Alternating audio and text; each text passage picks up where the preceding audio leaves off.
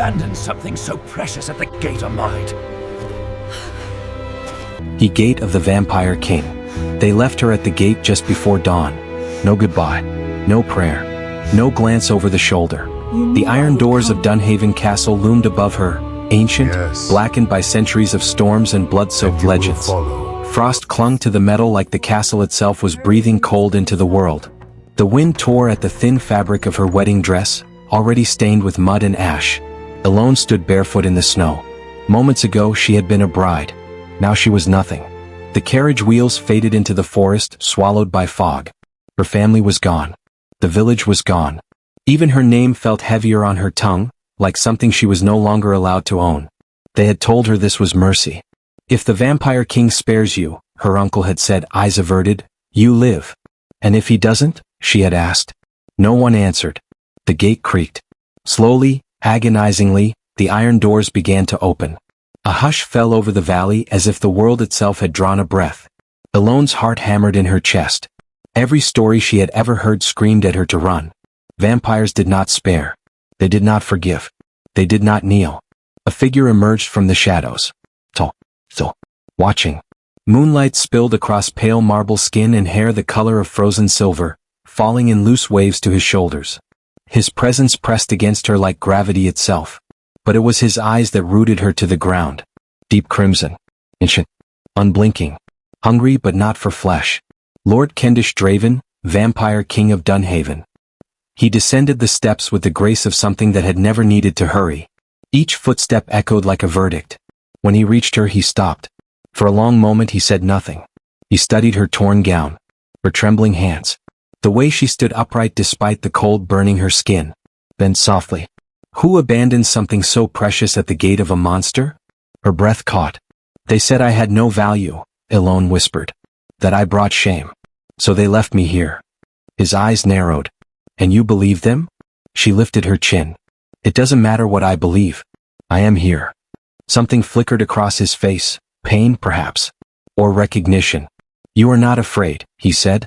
I am terrified, she replied. But I have nothing left to lose. The wind howled between them. Slowly, deliberately, Lord Kendish Draven did something no one had ever seen. He lowered himself. One knee touched the frozen stone. The Vampire King bowed before the homeless bride. Elone gasped. My gate does not judge, he said quietly. It protects. He rose and turned toward the open doors. Come inside. You will freeze out here. She didn't move. Are you going to kill me? She asked. He paused, glancing back, red eyes glowing faintly in the dark.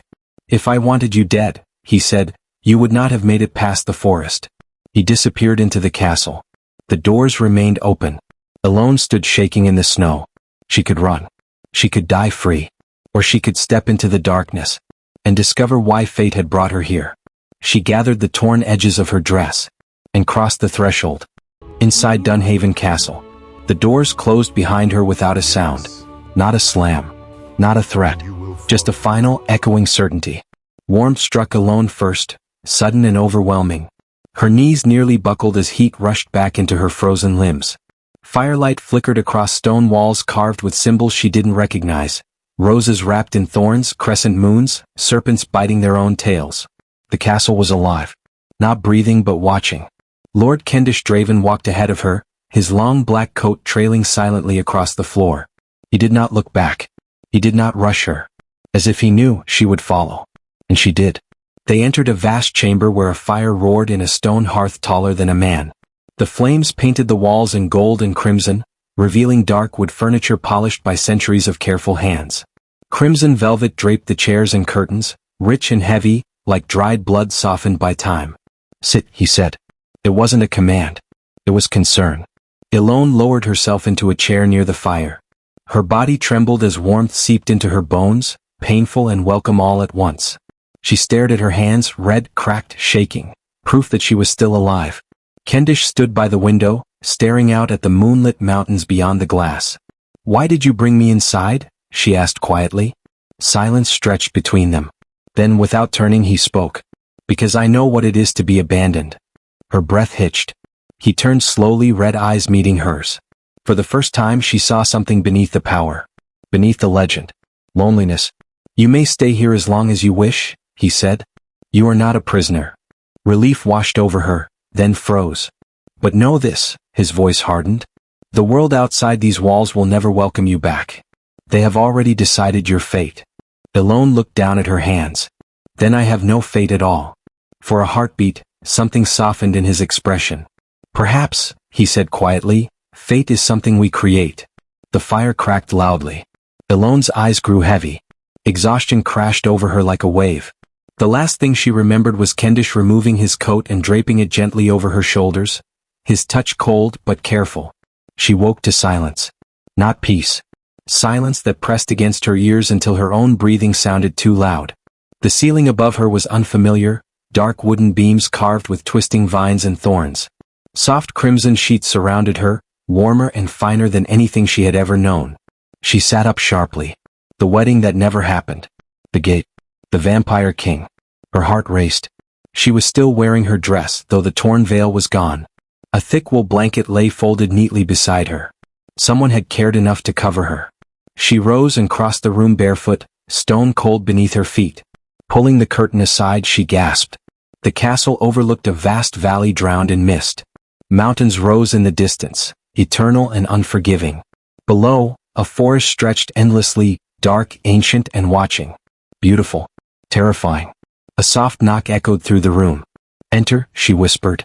The door opened to reveal an elderly woman, small and sharp-eyed, her silver hair pulled into a tight bun. She carried a tray of bread, cheese and steaming tea. Good morning, miss, the woman said gently. I am Mrs. Halloway, the housekeeper. Elone blinked. There are others here? Mrs. Halloway smiled, a knowing, careful smile. A few. Those who are loyal and unafraid. Of him? Elone asked. Of who he truly is, the woman corrected softly. She set the tray down. Lord Draven has not harmed a soul in over a century. Elone's brow furrowed. Then why does the world fear him? Mrs. Halloway's eyes darkened. Because he does not age. Because he walks the night. And because long ago, he made choices he now regrets. Elone wrapped her hands around the warm cup. He said he knows what it means to be abandoned. The old woman nodded slowly. He does. But that is his story to tell, not mine. She turned to leave, then paused at the door. He wishes to see you this evening after sunset. In the library. Elone hesitated. Is there anything I should avoid? Mrs. Halloway's voice dropped. The East Wing. Her eyes locked onto Elone's. It is forbidden. The door closed softly behind her. Left alone once more, Elone stared at the heavy wooden door across the room. Forbidden. Her heart began to race, not with fear, but with curiosity. The Forbidden Wing. The castle changed as the sun disappeared. Elone felt it before she saw it. The air grew colder, not with frost but with awareness. Shadows stretched longer, clinging to the walls like living things. Somewhere deep within Dunhaven, a bell tolled once, then fell silent. Night had claimed the castle. She wandered the halls slowly, her footsteps echoing too loudly in the vast corridors. Doors passed her on either side, some sealed, some ajar. Rooms frozen in time. Furniture draped in white sheets like ghosts waiting to be acknowledged. Everywhere she went, she felt watched. Not hunted. Observed. Portraits lined the walls, lords and ladies in antique dress, their eyes following her movement with unsettling precision. None of them looked like Lord Kendish Draven. It was as if history itself refused to capture his likeness. She found a music room. A grand piano sat beneath a cracked chandelier, dust coating its polished surface. On impulse, she pressed a single key. The note rang out, clear, haunting, then faded into silence. And in that silence, she heard it. Whispers. Soft. Indistinct. Carried on the air like a breath that wasn't hers. Her heart pounded. She followed the sound down a corridor she didn't remember seeing before. The walls here were darker, the torches unlit. The air thickened with something ancient. Old magic, old grief. At the end of the hall stood a massive wooden door. Carved into its surface were symbols she recognized from the hall below. Moons, roses, serpents, intertwined in a pattern that made her skin prickle. A silver seal gleamed faintly at its center. The East Wing. Forbidden. The whispers grew louder, brushing against her mind. Alone. Her hand hovered inches from the door handle. I wouldn't do that. She spun around. Lord Kendish stood behind her, silent as shadow. Moonlight filtered through a narrow window, catching in his white blonde hair and setting his red eyes aglow. I was just, she stammered. Curious, he finished calmly. He moved closer, his presence filling the corridor. Not threatening, protective. That door remains closed for a reason. What's inside? She asked, her voice steadier than she felt. For the first time his composure fractured. Pain flickered across his face, raw and unguarded.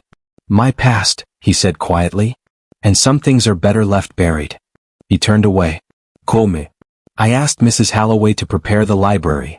Elone hesitated, glancing once more at the door. The whispers stopped. But she knew they hadn't vanished. Only waited. The library was breathtaking. A circular chamber rose around them, shelves spiraling upward into darkness, filled with ancient books bound in leather and metal. A second-level wound above, connected by a narrow staircase. Stained glass windows depicted forests under moonlight, castles beneath crimson skies. At the center stood a table covered in old maps, compasses and instruments she couldn't name. You wish to know what I am, Kendish said, pouring 2 glasses of dark red wine. It wasn't a question. She nodded. I am what legends call a vampire, he continued. I do not age. I do not die. I require blood to endure. Her breath caught. But I have not taken it from a human in over a century. Then how do you survive? She asked. Animals, he said simply. And alternatives. She studied him, fear slowly giving way to fascination. How long have you lived like this? 347 years. The weight of it settled between them. And all that time, she asked softly, have you been alone? He looked away. Loneliness, he said, is the price of immortality. Then after a pause, until now. Her heart skipped. You intrigue me alone, he continued. You were discarded, thrown to a monster. And yet you do not beg. She met his gaze. I've already lost everything, she said. What more can fear take from me? For the first time. He smiled. Not the smile of a predator, but of a man who had forgotten how. Perhaps, he said quietly, you were not abandoned. Perhaps, he continued, you were freed. The candles flickered violently. A sudden chill swept through the room. Kendish's expression darkened. Get behind me, he commanded. What is it? She whispered. His red eyes burned brighter. We are not alone. The shadows at the edge of the library began to move. When the past comes for blood, the shadows did not move like shadows should. They stretched upward, peeling away from the walls as if the darkness itself were alive. The temperature dropped so suddenly that Alone's breath fogged in the air. Kendish stepped in front of her. His body shifted, not dramatically, not monstrously, but unmistakably. His posture straightened, shoulders squared, presence expanding until the room itself seemed to bend around him. This was not the quiet lord who had offered her warmth by the fire. This was the creature legends feared. Leave, Kendish commanded, his voice low and resonant. You are not welcome in Dunhaven. Laughter answered him. Cold, mocking. 3 figures emerged from the darkness. They were pale, unnaturally so, and moved with the same predatory grace as Kendish, yet without his restraint. Their eyes gleamed like embers in dying coals. One stepped forward. A woman with silver hair braided with bone, her eyes black as a moonless sky. Well, she said smoothly, the Hermit King finally opens his doors. Morgana, Kendish growled.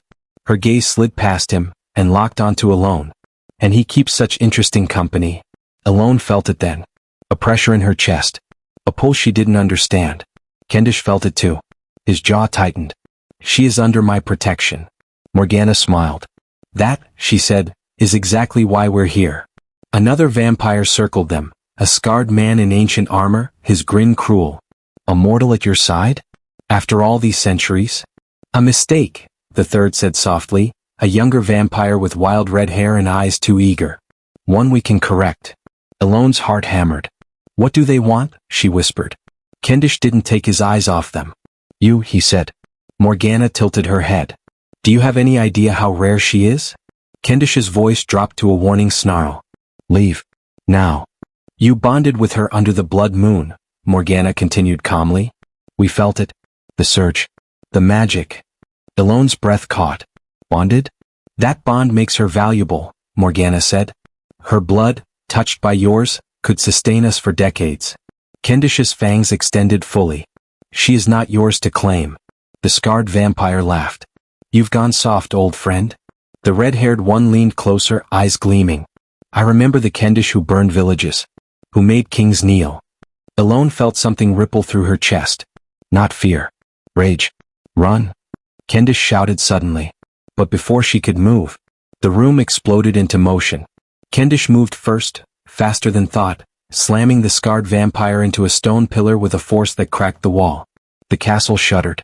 Morgana raised her hands, shadows spilling from her fingers like living chains, wrapping around Kendish's limbs. Hold him, she hissed. The red-haired vampire lunged for Alone. Instinct took over. She grabbed a silver candlestick from the table and swung. The metal connected. The vampire screamed. Smoke rose from his skin where the silver burned. Silver, Alone breathed. Kendish's eyes widened. With a roar, he tore free of Morgana's shadows and ripped a silver chain from the wall, ancient wards embedded in the stone. He whipped it forward, wrapping it around the scarred vampire's throat. The chain burned. The vampire collapsed. Morgana snarled, her form already unraveling into shadow. This isn't over, she hissed. The bond has marked her. Others will come. Then they were gone. Silence slammed into the room. Kendish stood in the wreckage, breathing hard though he didn't need air.